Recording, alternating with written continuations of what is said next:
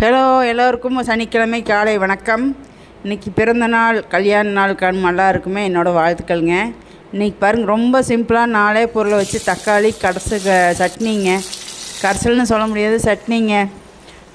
சுத்தமாக தக்காளி கழுவிட்டுங்க, அந்த மேலே இருக்கிற இது எடுத்துகிட்டு பூண்டு, தக்காளி, வரமிளகாயும், கருவேப்பிலை, உப்பு, மஞ்சத்தூள், அவ்வளோவே தான். சூப்பராக இருக்குது சட்னி. சப்பாத்திக்குங்க, பூரிக்கு, எல்லாத்துக்குமே நல்லாயிருக்கும். சரி, நீங்கள் பண்ணி பாருங்கள். பண்ணியிருப்பீங்களே என்னமோ. நான் இன்றைக்கி பண்ணேன், வெங்காயம் போடாமல், கடலைப்பருப்பு, உளுந்தம்பருப்பு எதுவும் போடாமல் சட்னிங்க. இது ஒரு டேஸ்ட்டாக நல்லாயிருக்கு. இது கூட ஒரு 2 துளி வெல்லம் சேர்த்திக்கிட்டிங்கன்னா ஒன்றும் டேஸ்ட்டாக இருக்குது. நாங்கள் சேர்த்துல எங்களுக்கு சேராதுன்ட்டு நீங்கள் கொஞ்சம் சேர்த்திக்கிட்டிங்கன்னா சட்னி ஒன்றும் டேஸ்ட் சூப்பராக இருக்கும். அவ்வளோதான். நீ ஆறுனா எடுத்துங்க, மிக்சியில் போட்டு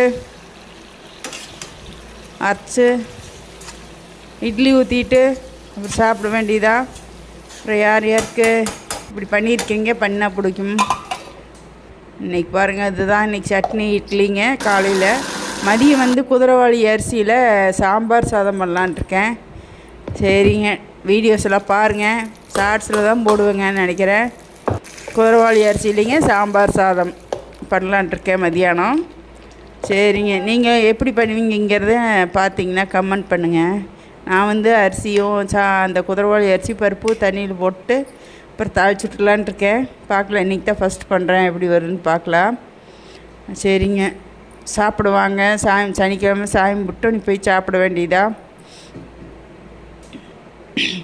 டிஃபன் ஆச்சு, எல்லா வேலையும் முடிஞ்சுதுங்க. சாப்பிட்லாம் வாங்க.